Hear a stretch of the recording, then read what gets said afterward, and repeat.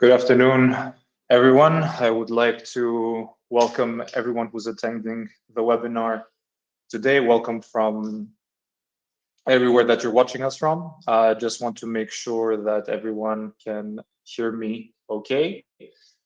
So, very nice to meet you all. I'm Alex. I'm the host of today's webinar. Today we'll be talking about scaling HR without limits. I would like to introduce you the panelists for today's topic, and maybe I can also share my screen perhaps so that we can continue with this.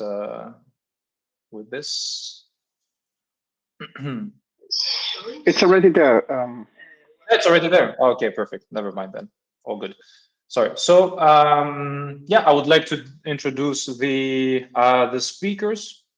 So a little bit about myself. So I'm a project manager at Avomind. I'm originally from Greece. I've been living in Germany now for 4 years, supporting Avomind with hiring across the France, Benelux, and DACH region. However, we do operate on a global scale. And I would also like to introduce both speakers.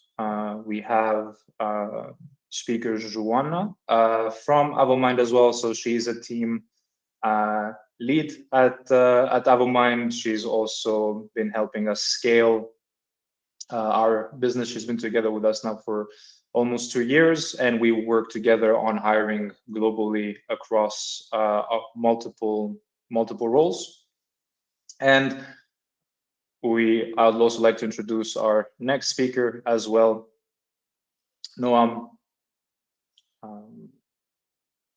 Khan, VP Global HR Solutions at Remundo, with 8 years of Navy leadership experience and an MBA from the London Business School. Noam leads Remundo's business development team to drive growth and create business opportunities. So I would like to let our attendees know that Juana will be speaking first about scaling HR topics, and then it will be followed by Noam. And then at the end of our webinar, we'll have room for Q&A. So, and please feel free to also write your questions in the chat so that we may have the chance to answer them at the end. I do encourage people to write questions in the chat, and we'll try our best to answer them at the end of our of the webinar, of the presentation. I would also like to let our attendees know that this webinar is recorded, and you will be receiving a copy of the webinar at the end via email. So I would like to now give the room to Juana so that she can start us off with the scaling HR topic without limits. Juana, to you. Perfect. Thank you, Alex, for the intro. Hi, everyone. Thank you for joining. So first of all, we will be discussing why global expansion matters. So as you know, after the pandemic, the work expectations have changed in a way that remote and hybrid work aren't perks anymore. They aren't privileges. They are expected from the candidates. So professionals that are pursuing new job opportunities, they normally want flexibility in where, when, and how they work. And companies that don't offer this, they end up risking losing this top talent. And oops, let me change the slide here. Okay. And this shift opens also to new opportunities. It's not something bad. The companies now aren't limited to local or saturated markets. And many high demand skills are increasingly available in regions with growing talent ecosystems. So from a recruitment perspective, the focus is on finding the right match at the right time. So for instance, instead of limiting a search to a very competitive local market, companies can tap into regions where talent is available and ready to contribute to new projects. And this isn't only about cost, it's about opportunity and availability. Okay. And now also sharing a bit with you in terms of fundraising. So the founders often need to scale very quickly. But as you know, setting up HR and legal structures in multiple countries can be very slow and also very expensive. And this is where an EOR comes in. It handles the payroll, the compliance, and the legal setup. So the founders can focus on what really matters, that is growing the business. And since we are discussing this, I would love to bring a real life hiring scenario to bring something a bit more concrete to be discussed. And for the example, I'm going to give you a context of a Berlin based SaaS company, and they needed to double their sales team in just 2 months. And the local market was extremely competitive, which is very normal for the region, with a very high demand for skilled sales professionals.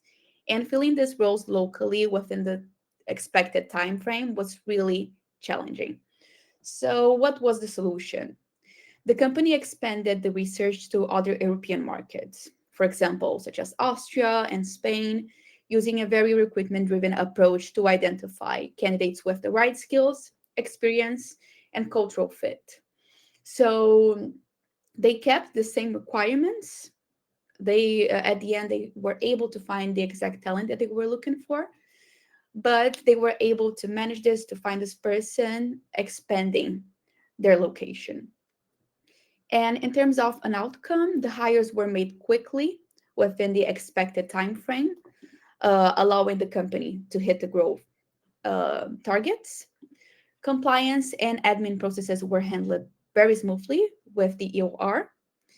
And cost wise, the company found that hiring in other regions could be more efficient overall, not only due to salaries, but because talent was available faster and onboarding time was shorter. So, reducing the time to productivity rate. And this example shows that global hiring is about accessing the right talent when you need it, creating stronger and more diverse teams, and optimizing the overall investment in hiring. And well, after hiring, and actually a bit before, the first 60 days of this global hire is very important. And I'm going to share a bit with you on how to manage this first 60 days.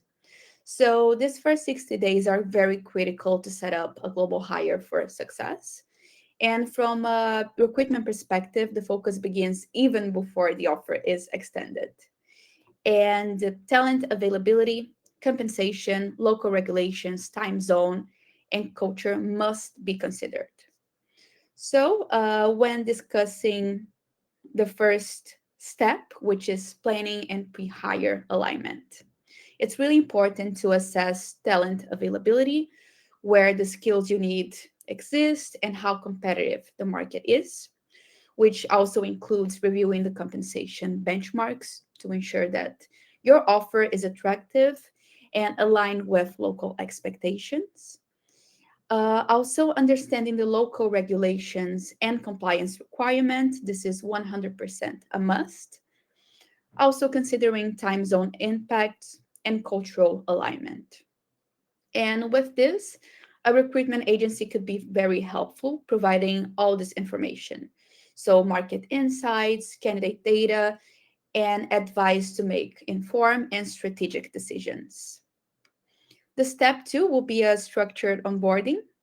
So, it's really important to provide this person with pre boarding materials. So, for example, company resources, culture guides, and introductions before day one so they can get started with all the information.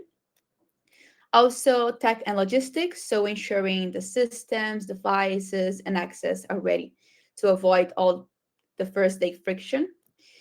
And what also works pretty well is, for example, a buddy system. So assigning a mentor in initial projects that build confidence and engagement within the team. And step 3, integration and early development. It's really nice to have frequent check-ins with managers to clarify expectations, to give feedback, also encouraging the participation in team meetings, cross-functional projects, so they can uh, get to know all of the team, not only within their team, but also within other areas, could be very interesting. Also, cultural connection, so opportunities for informal interactions and virtual social events among the team, and monitor performance, ramp up, and provide support for development. And finally, review and optimize. So, gathering feedback from the hire and the team after 30, 45 days, identify the blockers and remove them. And with this, by focusing on talent availability, market alignment, and early engagement, you ensure that a global hire is very productive, integrated, and motivated since day one. So that's it from my side. Thank you. Joanna, thank you so much for your presentation. It was very, very insightful. I just want to remind once again to our esteemed attendees that they feel free to write any questions in the chat so that we have the chance to answer them at the end of both presentations. Now I would like to give the mic to Noam, who's going to continue with his side of the presentation. Thank you, Alex. Thank you, Joanna. So let's continue with the discussion about the benefits of a global workforce. Now, some of these things are things that Joanna has already spoken about, so I'm not going to get into all the details here, but just to add a few points. So as Juana has mentioned, there are very many advantages to going into a new territory, a new country, and setting up a workforce there, whether it's through cost optimization, because the available talent in a certain country is more affordable, but also because regulations may be a bit less stringent and the benefits that you need to provide statutorily aren't as high as in other places. You have access to global talent. This is something we've spoken about. Fast scaling and market presence, so you can have your people on the ground doing whatever you're servicing your business as per your requirements. One point to consider as well is 24/7 coverage. If you have, for example, call centers, or if you have continuous development that needs to go around the clock, you can have access to 24/7 coverage, which isn't something that you can have with just one jurisdiction. And diversity of thought. So different cultures that bring different things to the table, different advantages, and you can tap into that with your workforce. So many companies try to expand abroad into new territories, and they often make mistakes. What do these mistakes look like? Usually they're around compliance, budgeting, and payments. So compliance, this is an area of expertise. You can have a PhD in compliance in every single country independently, let alone all of them together. And very many clients, very companies, don't prepare accordingly. They don't know what the compliance landscape looks like in every country they go into, and they make mistakes. For example, they can engage somebody as a contractor when actually they should be classified as an employee, which opens up risks. Another point of error that some companies make is one-size-fits-all onboarding. So they treat the onboarding process as they're used to, as per local procedures and norms in their home country. But in different countries, the expectations and the regulatory requirements may be entirely different. For example, you may need to send up somebody to do a medical checkup in some countries before you onboard them. And if you aren't even aware of that, you're opening yourself to incompliance. Another mistake is overlooking budgetary requirements. So this is planning for exits and cost of benefits. You budget for a role. Let's say I want to give a candidate so many thousands of dollars per year, but then you need to exceed the budget because actually local regulations require certain benefits, and you need to put money aside for severance payments or notice period if you need to terminate a worker. And this is something that very many companies miss, and they don't budget accordingly. And poor payroll planning. So you need to make sure that you have a local bank account, can issue pay slips in the local currency. You need to have the banking side fixed. This is something that usually gets missed, or often gets missed, let's say.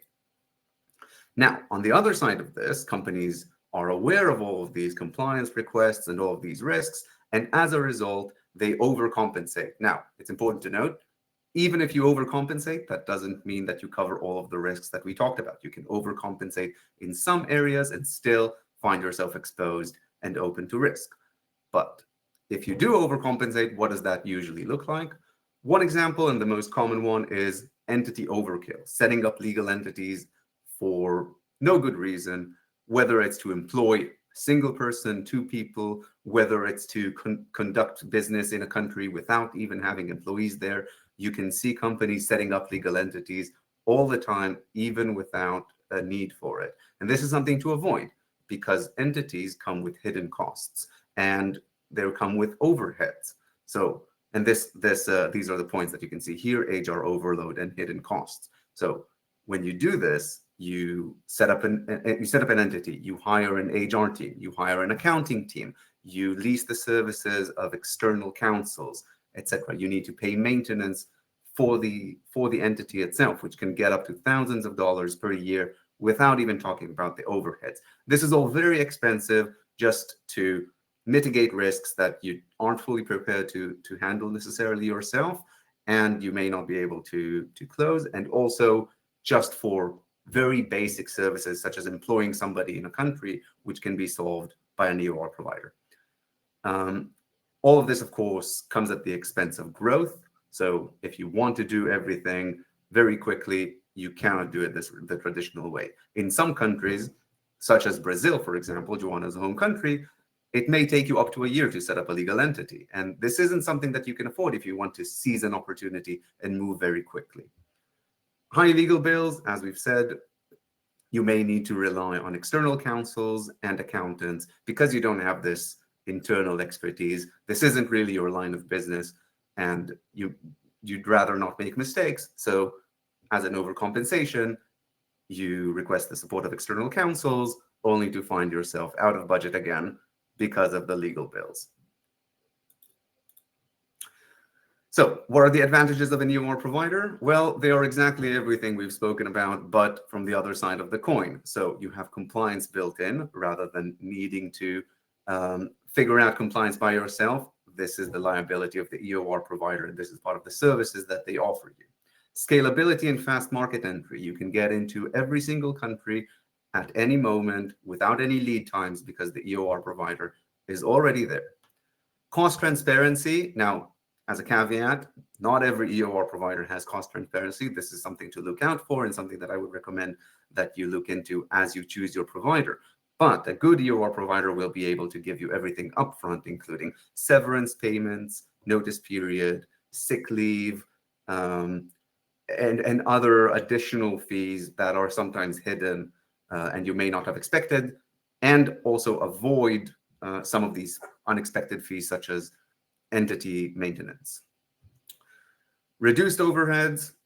This goes without saying. You don't need to hire all of these accountants and HR people, and you can focus on your own growth by utilizing these services and having somebody else facilitate what you're trying to do while you can focus on your areas of expertise. Another point to consider is advanced capabilities. Now, I'm not going to get into all of these in depth because some of these can be a bit niche and not necessarily relevant for everyone. But I will say this: there are things, this is a profession of its own, and there are things in HR services that are a bit more complex and a bit more advanced. You may not run into them, but if you do, you're probably not as suited to deal with them as a professional EOR provider is. So what do these entail? For example, and this is a simple example, relatively speaking, global mobility. If you want to sponsor a work permit for someone, you may not be able to do so even if you have a legal entity in the country, because it requires additional licensing, it requires some other things. So global mobility can be relevant even to a startup. Let's say you have an employee working for you and they want to move back home, and you want to retain them, but you're no longer sorry, if they're working from their home country and they want to move to your country, but you can't sponsor a work permit for them, then you may not be able to do so without an EOR provider. Cross-border, so let's say somebody is working in Germany but living in France. This is a more advanced situation and you may need some support in dealing with it. Finances and local billing, I don't want to get into that, but trust me, there are complications there. PE risks, so this stands for permanent establishment. If you know what this is, then you can know that an EOR provider can mitigate this risk. If you don't, it may not be relevant for you, but this just goes to show that there are advanced capabilities that go on top of everything we've talked about thus far. And bespoke solutions, surprise us, but there are very many cases that are unthought of, out of the box, and you may not be able to deal with them unless you have the expertise. So, just as Juana did, what does successful global onboarding look like after 60 days? I'm not going to recapitulate everything. I'm just going to add a few points. So this is what you can imagine. All of your hires are done in a fully compliant manner. Your team is ready and available with a localized contract, with all of their benefits in place. Everything has happened smoothly. Customer experience in terms of the onboardees is high, so everybody's satisfied. All expectations are met without delays, relatively quickly, without lead times. Everybody is aligned, and you can, if you're not a startup and you're doing this on behalf of your leadership team, then you can turn around and tell them, look, everything is finalized, everything is done, and this can give them the confidence to allow you to continue expanding into new countries and do what you're trying to do with the business. Just as an example, so we've been servicing a very large company, a multinational payment card services corporation, whose name all of you know, but I'm not going to say it here. So this is a client of ours that has come to us for support in more than 18 countries, all over the globe. So Europe, North and South America, APAC, Middle East, you name it. They came to us with a broad set of requirements. So EOR, recruitment, mobility, AOR, which is contracting basically, additional professional services. They really needed support all across the board.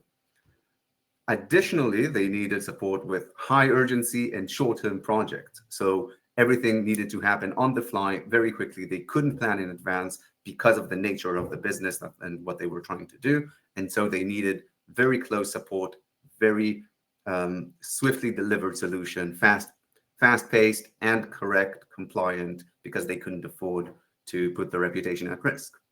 So how have we supported them? We have a platform that can help them with self-guided functions, so they didn't need to talk to everybody to get things done. They could just submit their requisitions online, get the full transparency, organize their workforce live, and so they could do this very quickly, very easily. They supported them immensely in what they were trying to do.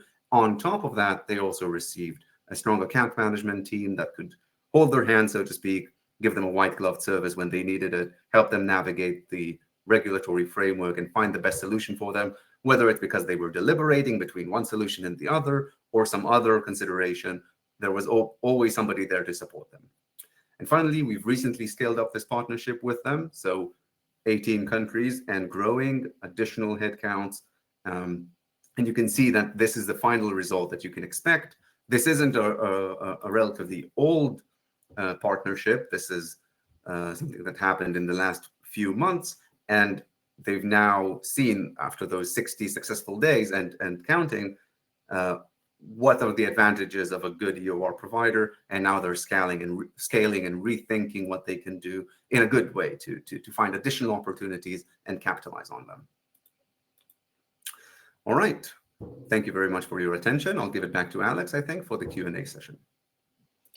Thank you very much, Noam, for this great presentation and insights on EOR. I would again like to remind our esteemed audience that they can ask questions in the chat. Maybe we can give maybe 1 minute or two for any questions that may come in. If not, then we can start the Q&A.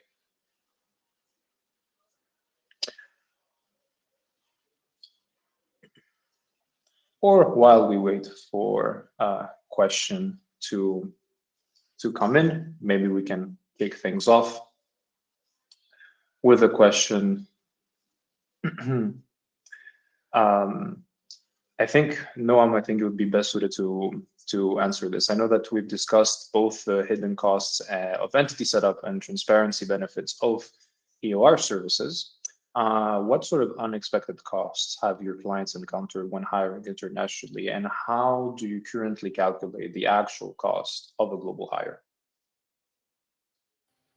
Yeah, of course. So what we usually see when it comes to things that aren't expected, it's not because necessarily there's intransparency. That can apply, especially with some providers. You need to check your providers very carefully and ask for a full breakdown of the costs. But when it comes to unexpected costs, these usually come about with terminations and exits. So I'll give you an example. In Italy, it's actually very difficult to terminate people. The regulatory framework is very much in favor of employees. Virtually every termination case up from a certain seniority level and above ends in court. And so when you end up in court trying to get a settlement and conclude this termination in the best manner possible, you can find yourself back paying for all of the months of employment, years of employment, and you can find yourself losing. Usually, they're very employee friendly, so you can find yourself losing in court. Now, this can be very, very expensive. We're talking hundreds of thousands of euros, if not millions. I've seen cases, believe me. And how do you deal with that? Because this is obviously not budgeted for. Nobody budgets hundreds of thousands of euros for a future termination, because you don't plan to terminate people when you hire them, right? So why does this happen, and how to avoid it? It happens because people don't know that this is the regulatory framework, and they don't know that this is what they can expect. And how to avoid it? A good termination process or a good court case starts from day zero of the engagement. Not when you decide to terminate somebody, then you start thinking about, oh, how do we do it in the right way in court, but rather on day one. What does the agreement look like? What do the background check processes include? What do the benefits entail, etc.? And if you don't do this properly, then you're locking yourself up to a potentially very costly termination. So this is an example. I hope this answers your question of something that is unexpected and difficult to plan for, but also how somebody with the right expertise can take this pain point away and mitigate the risk quite significantly. Thank you so much for answering that and for clarifying that. No, I appreciate it. I see that we have a question from the audience. I think this might be a question for Juana. How startup with SaaS can start with scaling HR and make the organization familiar to HR in the beginning? Okay, so when a SaaS startup is just beginning to scale, I believe one of the best things it can do is bring HR into the picture very early. So it doesn't mean that you have to hire a big team right away or anything like this, but you do have to set up the basics. Like, for example, very clear hiring processes, or having the support of a recruitment agency, for example, structuring a very good onboarding, and also the policies that make the team, the people feel supported. And the idea is to make the HR a very strong part of the culture so that the organization can grow with this understanding of how important people and structure are. And in that way, when the company starts scaling fast, HR isn't playing catch up, is already a very familiar and trusted part of the business. Perfect. Thank you. Thank you so much, Juana. Maybe, or maybe this, I see another question in the chat as well. Maybe Noam, you can take the lead on that. We discussed in the beginning how remote work is now a sort of expectation, and that people would like to have. How do you think that remote and hybrid work are adopting now after the pandemic and trending? And from an EOR perspective provider, how do you think that has changed over the course of the years? Yeah, I think that's a great question. So firstly, I think that the remote and hybrid work has only accelerated. Now, I won't say that it's accelerated in kind of a continuously growing manner, but we have seen a huge spike in the pandemic. Afterwards, there was a slowdown relative to the spike, but still, we're still seeing more and more companies kind of shaking off the traditional way of doing things and thinking a bit more out of the box and going to remote work and hybrid work. There may have been some pushback and some return to offices, but the trend overall is that people continue to tap into these solutions because they do come with very many advantages. So that's one thing. I will say that from a regulatory perspective, the regulatory bodies such as the EU, which is famously leading regulations worldwide, generally jurisdictions tend to follow the example of the EU, even outside of Europe. So, for example, something happening in Europe can affect Japan, etc. They're slowly catching up with this idea of remote work, hybrid work, EOR, etc. And we can expect some tighter regulations around this, and potentially some providers going out of business because they haven't set themselves up in the right manner. And so I expect there to be a bit of a shakedown, and I would recommend everybody on the call to really do some due diligence on the providers that you're selecting for these services. Perfect. Thank you so much for answering the question, Ron. As I see that we don't have any other questions from the chat, I would like to take the time and thank both our speakers today, Juana and Noam. Thank you so much for this lovely presentation on how to scale HR globally. And I would also like to thank our esteemed attendants for joining and staying with us today and learning more about scaling HR. Wanted to mention again that you will be receiving the webinar recording in your email. And as well, I would like to mention that you can, of course, reach out to Noam and Juana either via LinkedIn or through through their email. I would like to thank everyone again for attending this webinar. Thank you so much, and have a lovely rest of your day. Bye, everyone. Thank you.